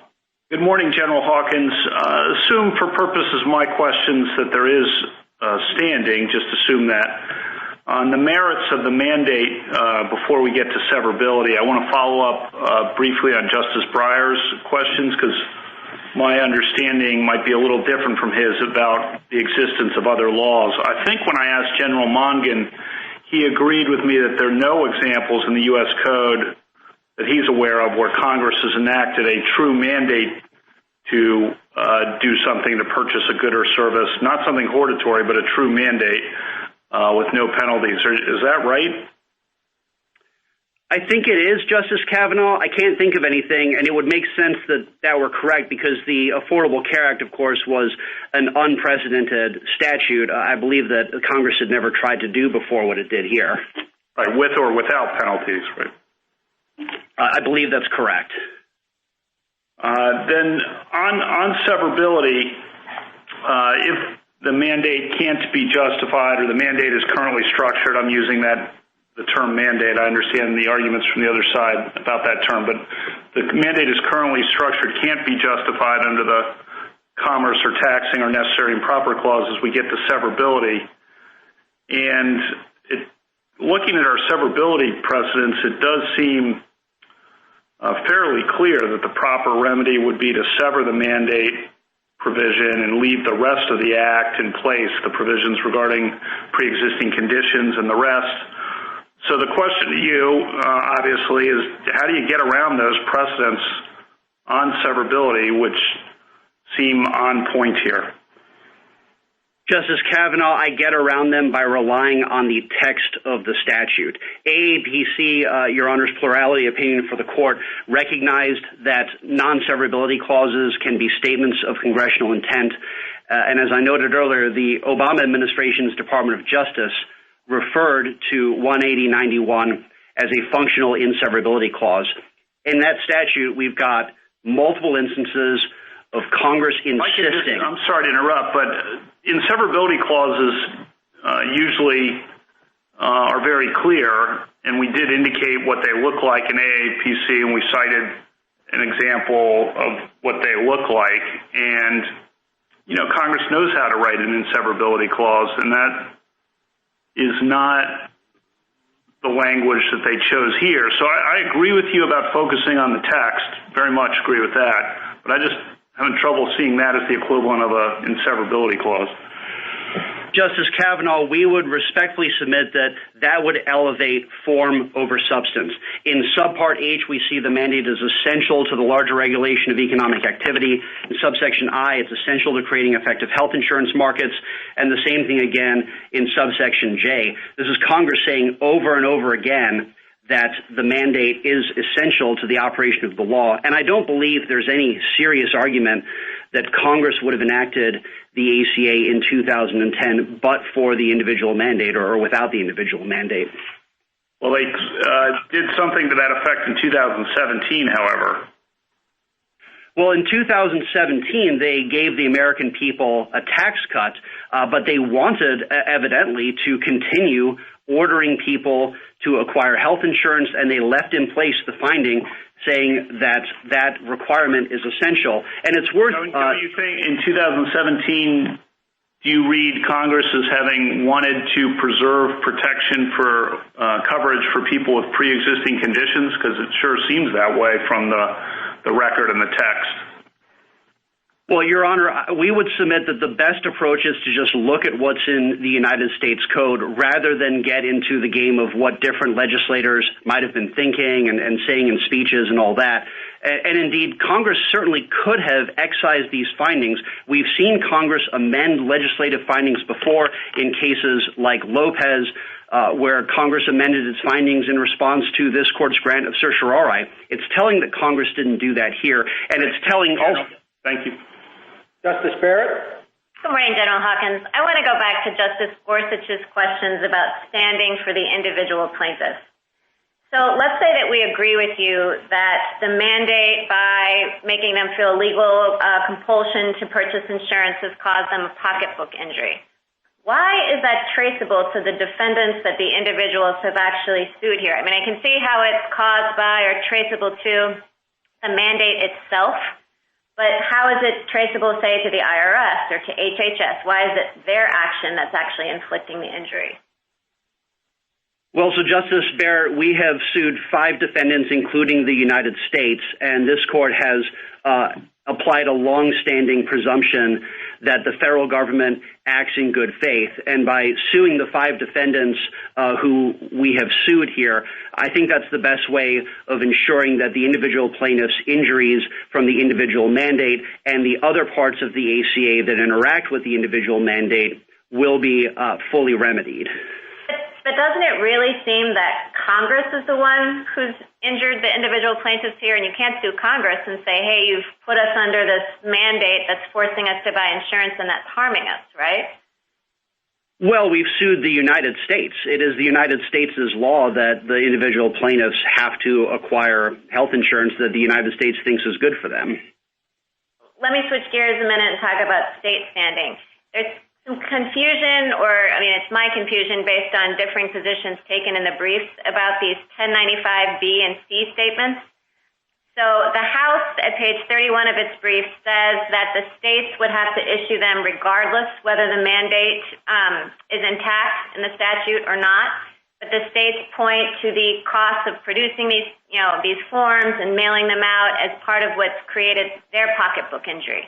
Who's right? So they are correct, Justice Barrett, that 6055 and 6056 are independently on the books. But if this court were to apply the longstanding presumption that the federal government will operate in good faith and respect this court's judgments, then it is reasonably likely that a declaration from this court that the mandate is unlawful would prompt the federal government to in any way reduce the administrative burden that paperwork causes, including going through and saying who had what kind of coverage during which month. So I think that's enough to satisfy traceability and redressability, as the Fifth Circuit correctly concluded. Okay, thank you, counsel. General Hawkins, you can take a couple of minutes to wrap up. Thank you, Mr. Chief Justice. Just a couple of points. On standing, the regulatory burden that is imposed today by the IRS forms is the most straightforward way to conclude that the states have suffered a pocketbook injury. And in any event, Department of Commerce versus New York confirms that the states suffer another pocketbook injury as a predictable consequence of ordering people to sign up for insurance. Second, on severability, we submit that even if this court is disinclined to invalidate every provision of the ACA, it should at a minimum agree with the Obama administration that under the text of the law, the mandate is inseverable from the three-legged stool. Third, on practical effects, I want to emphasize that we recognize the reliance interests at stake in this regulatory regime. The district court has stayed its partial final judgment. If this court were to agree with us that the ACA is invalid, that stay could be extended for an appropriate time to allow the states and political branches of the federal government an opportunity to accommodate those reliance interests, as we saw this court do in cases like Northern Pipeline versus Marathon Oil. Thank you. Thank you, counsel. General Wall. Mr. Chief Justice, and may it please the court, this case pushes at the line between faithfully following what Congress actually does rather than what it may have intended to do. When Congress eliminated the shared responsibility payment, it left standing what is now a naked command to obtain insurance, and it left standing the finding that that mandate is essential to the operation of other parts of the Act. Those choices have legal consequences, whether or not the members of Congress who voted for the TCJA foresaw them. That's how this court normally approaches interpreting statutes, and it's how this court should approach the ACA here. I welcome the court's questions. General, your theory of standing is that a person who's not actually injured by part of the law can challenge that part of the law, and through that, try to strike down other parts of the law that do challenge him or that do injure him. I think that really expands standing dramatically. I mean, just in this act alone, you're talking about almost 1,000 pages, and you're letting somebody not injured by the provision that he's challenging sort of roam around through those 1,000 pages and pick out whichever ones he wants to attack. I think the reason there isn't a floodgates problem or a sort of massive loophole, Mr. Chief Justice, and the reason we haven't seen claims like Alaska Airlines is because on the merits, it's just very rare that you're going to have this sort of textual evidence that overcomes the presumption of inseverability. And so these claims go out on a motion to dismiss if they're ever brought at all. But the theory, and Justice Alito was pressing this with Mr. Verrilli, I think, is, you know, if you imagine a statute that had a clearly racially discriminatory provision and an express inseverability clause, I think the theory of the other side is that plaintiffs regulated by that statute couldn't challenge it. And that doesn't seem right to us. The plaintiffs here have an Article III injury. They want certain kinds of insurance plans. No, but it's a common feature. It's a common feature of standing that the result is people can't challenge provisions. I mean, it's an important doctrine. It is the only reason we have the authority to interpret the Constitution is because we have the responsibility of deciding actual cases, and that's what standing filters out. I agree with all of that, Mr. Chief Justice. The plaintiffs here, and this is in the amended complaint at paragraph 46, and then in their declarations that appear at pages 71 to 78 of the JA, they say that they're injured because they want plans that they had before the ACA and that they cannot obtain now, but for the ACA's insurance reform provisions. That's a straightforward Article III injury under this court. Thank you, counsel. Justice Thomas? Yes, thank you, Mr. Chief Justice. General Wall, I'd like you to discuss at what stage we should confront the inseverability issue. There's much talk that we should do that at the standing stage, but again, I think, as I've said before, that it seems more like a statutory construction issue that you consider at the merit stage. Would you comment on that? The government's view is yours, Justice Thomas. The other side, my friends on the other side keep referring to standing through inseverability. That's not right. Those two are distinct things. The plaintiffs here want insurance plans that they cannot get, that they used to have, but for the ACA. That's an Article III injury. It is an injury, in fact, in the real world to them right now. They want different kinds of insurance. On the merits, they have arguments about why those insurance reform provisions can't be enforced against them. And their argument on the merits is that the provisions are tied as a matter of statutory interpretation to the mandate, and the mandate is unconstitutional. Now, that argument may be right or wrong on the merits, Justice Thomas, but it doesn't have anything to do with standing. As you say, it's distinct from the standing inquiry. They have an Article III injury, then we move to the merits and severability, and as I was trying to explain to the Chief Justice, the reason that doesn't open the floodgates is because it's just rare that the text of the statute, which we know has to be the focus under AAPC and FEWA law, is going to provide the kind of evidence that would allow a plaintiff to overcome the presumption of severability. It's virtually always going to be true that provisions are severable. It just doesn't happen to be true here given the unique wording of this statute. Thank you. Justice Breyer. Yes, I'm going to the merits. And I think I do have a very different understanding than Justice Kavanaugh. What I thought I heard said was that someone in the Solicitor General's office read through the entire United States Code, which must be quite a job, and discovered that there's no precatory language in the code. There is nothing in the code that says something like buy war bonds or something like plant a tree or something like clean your yard. Is that right? Just for there's plenty of precatory language in the code. If you say there is precatory language, precatory means in the dictionary pertaining to entreaty or supplication. Now, how is it that you know that this mandate, just by itself, without any penalty, is something more than a supplication or an entreaty? A couple of reasons, Justice Breyer. The first is that it says shall. You shall maintain minimum coverage, not that you're encouraged to do so. And the second is that when the majority in NFIB, in Part 3C, turned to the statute, it looked at not just subsections A and B, as my friends on the other side say, but also C. This is at page 562. So when it's looking at the statute and adopting the saving construction, it's looking at all three provisions and saying it has this essential feature of raising revenue. That's what allows us to take something that's more naturally construed as a command and read it as a tax. All right, so you had someone read through the entire United States Code, and you discovered that there is no precatory language in that code that uses the word shall. Is that right? Just for I'm not aware of any, and in all the briefs... I didn't say you weren't aware of any. I might be have a misplaced idea, but I remember when I used to work there, we passed lots of things like National Port Week and all kinds of stuff. That was precatory, or said let's have a celebration, or the nation shall, but plant a tree, etc. But you have read through the U.S. Code, or someone in your office, and has learned that there is no word shall in a precatory phrase? Justice Breyer, I cannot vouch that I have read the entire United States Code. I haven't either. I tell you, I haven't either.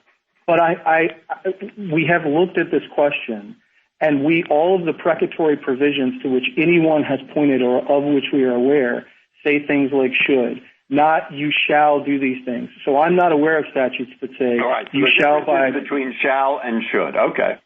Thank you. I think that's one key distinction, Justice Breyer. I would also point to not just the passage in NFIB, but the exemptions. there are exemptions from the mandate for people with religious exemptions and prisoners and illegal aliens. And if it really is just a choice conferring provision, as the other side says, a choice you would have anyway, just by virtue of existing, it's hard then to explain what the exemptions to that mandate do. Well, as you say that, it reminds me in English, have I ever said, or have you ever said to someone in your family, you shall do it, but that is an entreaty. An entreaty or a supplication, rather than threatening a punishment. Have you ever heard that word used, shall, in respect to a supplication or an entreaty? No, just for in my family, when I tell my kids that they shall do things, that's a command backed by a penalty. Well, that's a much more organized family than mine. Justice Alito? Perhaps there's a difference between a supplication and a tax. Are you aware of any provisions in the code in which Congress has purported to use its taxing power to say, you must do this? We're going to tax it, and we're going to set the tax at zero. No, Justice Alito.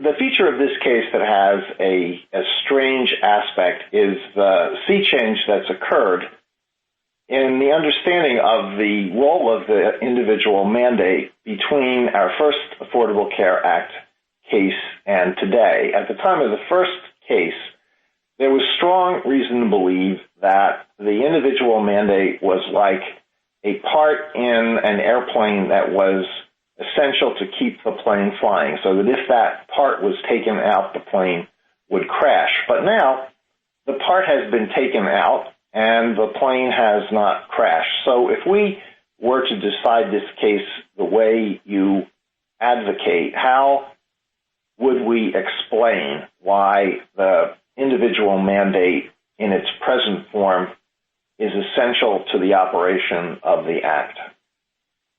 I think a couple of things, Justice Alito. Yes, our basic position is that the finding and the findings are the functional equivalent of a targeted inseverability clause. The government said that back in an FIB. If the court, the joint dissenters agreed with that, I think, and if the court had invalidated the mandate, I think there's good reason to believe that the court would have and should have also invalidated with it guaranteed issue and community rating, because that was the most natural way to read the finding. And if that was the most natural way to read that finding, its text before 2017, it's still the most natural reading. Nothing about the text of 2017 changed. Congress did a very targeted thing in 2017. It said we don't want people to have to make this payment anymore if they don't want to get insurance. And yes, that was less coercive in a sense, as Justice Kagan pointed out, but more coercive in another, which is now it's just a naked command, and they didn't disturb the finding. And I take the point on the other side that if you look at all these things from CBO reports to statement of legislators, that you can divine in the collective consciousness of Congress a judgment that the finding was no longer correct, but they didn't amend or alter the text of the Act. Thank you, General. Justice Sotomayor? Counsel, do you concede that Congress has the authority to enact taxes with delayed start dates? Yes. Okay. Can the Congress also enact taxes that phase out some years in the future, 10% this year, 8% next year, going down by 2 until 5 years from now? Can Congress do that? Absolutely. And okay, so that you agree that if in 2020 Congress had enacted the share responsibility payment, the tax, to phase in 2014 and phase out in 2009, that would have been permissible, correct?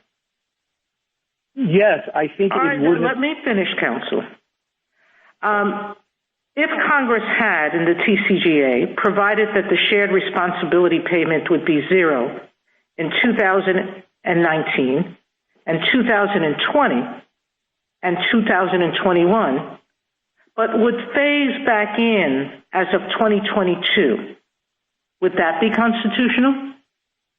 I want to say one thing, Justice Sotomayor, which is I believe it would, but I think all of that would have been evidence before the court in NFIB why you wouldn't read it as a tax, because if you were sort of phasing it out, it would look more like a penalty that you were graduating down. But all that Congress did, answer the question to my last hypothetical.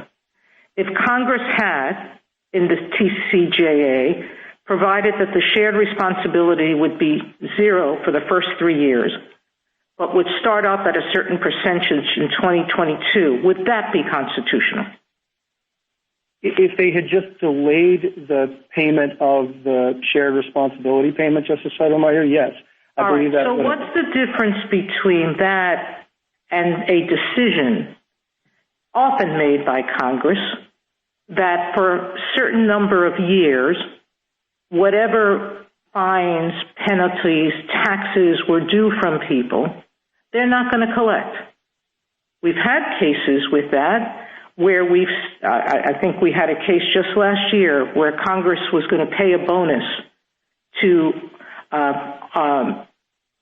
soldiers and suspended that bonus for 3 years and then reapplied it later. What's the difference between that constitutionally? If Congress has the power constitutionally to delay, to extinguish, to restart, why is this any different that at least 2 Congresses have chosen to forego the tax, but another Congress has the power not to? All of those other provisions, Justice Sotomayor, are written naturally like taxes. They say if you do a thing or you don't do a thing, you make a payment. The reason this is different is because once you eliminate the revenue-raising function, it's not naturally written like a tax, as the Chief Justice recognized. It was never most naturally thought of as a tax. What allowed it to be reasonably construed as a tax was the revenue-raising function. Once you cut that out of the statute, it no longer reads like any of those provisions that have suspended or delayed taxes. It reads very differently if you set them side by side. Justice Kagan? General Wall, assume for the moment that I don't really buy your standing through inseparability theory. Could you tell me what your view is about whether the states or the individual plaintiffs have standing here? We haven't taken a position on that, Justice Kagan, because we think I know you haven't. I know you haven't, General, but I'm asking you for one, because we have to take a position on it, and think of this as a one-justice CBSG.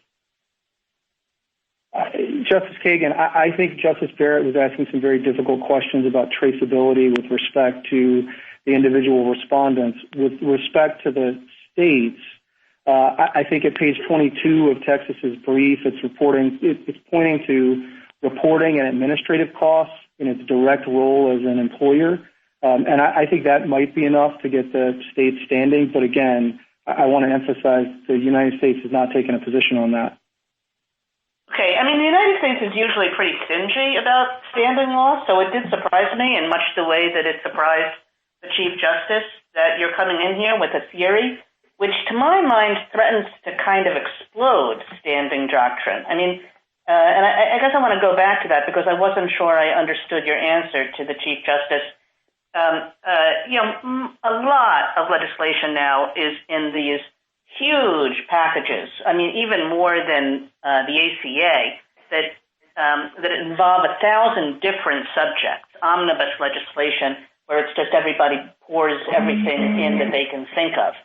And it would seem a big deal to say that if you can point to injury with respect to one provision and you can concoct some kind of inseparability argument, then it allows you to challenge anything else in the statute. Isn't that something that the United States should be very worried about? And isn't it something that really cuts against all of our doctrine? We would be worried about it, Justice Kagan, if we thought that the floodgates were going to open. But, Alaska Airlines was more than 30 years ago. People have been able to bring these claims for a long time. The reason they don't is that they rarely are. It's not a problem of Article 3 standing. It's not that they're not injured by these statutes. If I could just interrupt for a second, General, I just don't think that that's right. I mean, I have to say for myself, I was This theory was new to me, and I think it would be new to many people. And it's not so hard to construct some kind. I mean, all you have to do is to present a theory of severability. You don't have to win on your theory, and in order to make this, under your view, a proper Article III claim. Well, but of course, Justice Kagan, the court, as a matter of avoidance, can do severability before doing the merits. We don't think it should here, but normally a court would. And if the theory of inseverability were weak, as it usually is, it's very hard to overcome the presumption of severability. The claim would go out on a motion to dismiss stage, which is why you don't see the claims. I think the problem for the other side, just to drive home Justice Alito's hypothetical, is I think the other side is saying that even if you had a statute with an express inseverability provision and an obvious constitutional problem like racial discrimination, so it was obvious that the statute was a legal nullity, everyone regulated by that statute couldn't challenge it until somebody came along who was racially discriminated against. And as an Article III standing matter, that doesn't seem right. Thank you, Justice Gorsuch. I'd like to just pick up where we left off there and understand from you your response to Justice Kagan and the concern about opening the floodgates here. Justice Gorsuch, we just don't see the problem because it's going to be, as I was trying to say, it's going to be very hard to make out an inseverability claim that's going to get you past the motion dismiss stage, which is why we just don't see people walking in and challenging single provisions of omnibus acts because they don't have something like the textual finding here.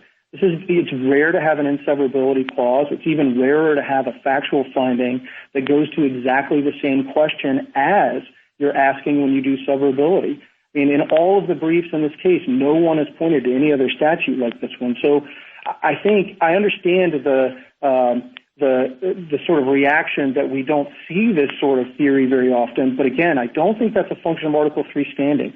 The plaintiffs here are injured. They want plans that they can't get. It's a function of the fact that their argument on the merits is not the type of argument that most plaintiffs, or hardly any plaintiffs, frankly, are going to be able to make plausibly. Thank you. Justice Kavanaugh? Good morning, General Wall. Justice Breyer rightly points out that the U.S. Code has a lot of precatory language in it. My understanding matches his on that point. And to the extent the mandatory language here might be different and unusual, which was my question earlier, I think his question suggests, well, why not just construe this language as being similar to those precatory provisions that are strewn about the U.S. Code, which probably is both a standing and merits question, as I understood him to be asking. Can you respond to that? Sure. A few brief things, Justice Kavanaugh. The first is, of course, the court in NFIB said that the essential feature that allowed for the saving construction was that it raised revenue. Once Congress has eliminated that, I think they cut out the basis for the saving construction, and then you have the word shall, which the Chief Justice recognized in FIB is most naturally read as a command. It's read as a command in all of these other statutes. So I think the court would have to extend or stretch NFIB further than the court went there. And it seems with respect to the mandate as currently structured, you make a forceful argument that it's not justified under the commerce or taxing or necessary and proper clauses, at least as construed in NFIB. But then we go to severability. And I understood your opening comments to say that the findings in the original act are, in essence, the equivalent of an inseverability clause. And I just want to test that for a second. I mean, as you know, we have a strong background presumption of severability, which reflects a long-standing understanding of how Congress works and our respect for Congress's legislative role under Article I. And it also establishes a clear default rule, or fairly clear default rule, against which Congress can legislate. Congress knows how to write an inseverability clause, but this language is different from how that usually looks. So I just want to give you an opportunity to respond to that. Sure. So everyone agrees that there's no magic words requirement. And at that point, the finding speaks directly to the question here. It says the mandate, the requirement that you get into the market, is essential to guaranteed issue and community rating. And if, as the joint dissenter said in NFIB, once that triad is down, and as the court-appointed amicus said there, it's very hard to limit it to the triad. It takes down the other pieces of the act. So I take the point, Justice Kavanaugh, that it's not written in the way one normally sees an inseverability clause, but it speaks directly to the question that the inseverability clause is meant to address, which is what is in the act that the mandate is essential to. And by its very terms, it says, and that's why I think the government argued powerfully in NFIB that it's the equivalent of a targeted inseverability clause. Thank you. Justice Barrett. General Wall, the petitioners have pointed out that if, in fact, Congress zeroed this out and made it no longer a tax, they've argued that Congress would have deliberately done something unconstitutional by grounding this language, if, in fact, it has force, assume that, in its commerce power. Do you think that it's indisputable that NFIB would render such an exercise of the commerce power unconstitutional? And I'm asking because, there were 5 justices who thought that, but it wasn't a majority opinion who said it. So do you think there's room for doubt on that score? So I do think there is a passage in Part 3C, which was joined by 5 members of the court, that does say it can't be upheld under the Commerce Clause, Justice Barrett. But even if it weren't, yes, I think it is clear from NFIB that if it is read as a command, that is not permissible under the Commerce Clause. And I don't even take any of the parties, I don't take the House or California to be disagreeing with that. They're just disagreeing on the statutory question of how best to read it. And one quick point on that to finish my answer to Justice Kavanaugh, it says shall, but I think at that point it's very difficult to make shall do the work of should. That's just more work than avoidance can do. That move would be open to the court in every case, like Lopez and Morrison. You could say, well, it just says that you shouldn't bring guns into school zones, or you shouldn't commit domestic abuse.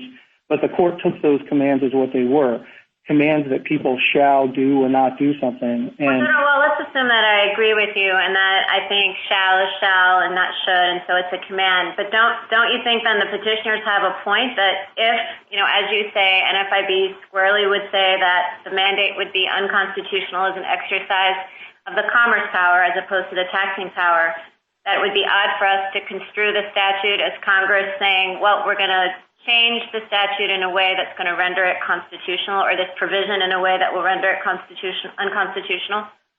I think they have a fair point that if you were trying to define the collective consciousness of Congress, it may be that many or most of its members didn't understand the legal consequences of what it was doing because all they were doing was something more targeted. And they weren't thinking about the broader provisions or the findings or any of the rest. So I think it's fair to say that they didn't focus on this, but I don't think it's fair, Justice Barrett, to say that the court shouldn't apply the act by its terms just because that would create a constitutional problem. That's exactly what NFIB said would be the case, and that's what Congress did, whatever it may have been thinking or whatever it might have intended to do. Thank you. A minute to wrap up, General. Thank you, Mr. Chief Justice. As you wrote in NFIB, quoting Chief Justice Marshall, the peculiar circumstances of the moment may render a measure more or less wise, but cannot render it more or less constitutional. As it now stands, subsection A requires every law-abiding American to obtain health insurance unless they fall within one of 3 exemptions. That broad mandate, whatever its wisdom or practical import, exceeds Congress's enumerated powers, and the court should so hold. As for what that defect means for the ACA, Congress left standing the answer it gave in enacting the ACA. And whatever one's view of the wisdom of that answer in retrospect, the court should respect Congress's answer, adhere to the text of the ACA, stay its mandate, and allow the political branches to decide how to proceed given the peculiar circumstances of this moment. Thank you. Thank you, General. General Mongan, you have 3 minutes for rebuttal. Thank you, Mr. Chief Justice. I have 3 points. First, if you read the text Respondent's way, you have to attribute to the 2017 Congress an intent to impose the very command this court said would be unconstitutional. The court should avoid that result if there's any other possible way to read the text. And here there's an obvious alternative. If you adhere to the choice construction the court gave to 5000A and NFIB, that just makes the statute inoperative, a choice between buying insurance or doing nothing. Now, that's a somewhat unusual statute, but it aligns with this court's authoritative construction. It's exactly how Congress and the President understood the amendment and what they told their constituents they were doing. It allows Americans to freely choose whether to buy health insurance. And I think I heard at least one of my friends acknowledge that on that reading, it would be constitutional. Second, AAPC makes clear that there's a strong presumption in favor of severability that can only be overcome with some powerful objective basis. Respondents cannot identify one here. Now, this morning they pointed to the 2010 Commerce Clause findings, but those are not an inseverability clause, and they're not relevant to the severability question that's before the court today because they address the significance of a different version of 5000A backed by a multi-$100 tax consequence in the initial creation of healthcare markets. Congress zeroed out that tax long after the markets were created and after CBO told it that they would remain stable even if 5000A were repealed or made unenforceable. The text and structure that Congress created when it enacted that amendment confirmed the presumption of severability because Congress made 5000A unenforceable and chose to leave every other provision in place. And the remaining provisions aren't just capable of functioning independently, they have been functioning perfectly well ever since. Finally, whatever your approach to severability, it's common ground that any remedy should respect the separation of powers and should not invalidate any more of Congress's work than is absolutely necessary. Now, what's before the court today is an enormously consequential statute. It provides health insurance and other life-saving benefits and protections to hundreds of millions of Americans. Now, there's no doubt that it's been controversial. And in 2017, Congress debated whether to keep it. But Congress ultimately chose to preserve every provision while zeroing out the tax in 5000A. If that surgical amendment created a constitutional problem, there's only one remedy that would respect congressional intent, and that's an order declaring that provision and only that provision unenforceable. Thank you. Thank you, General. The case is submitted.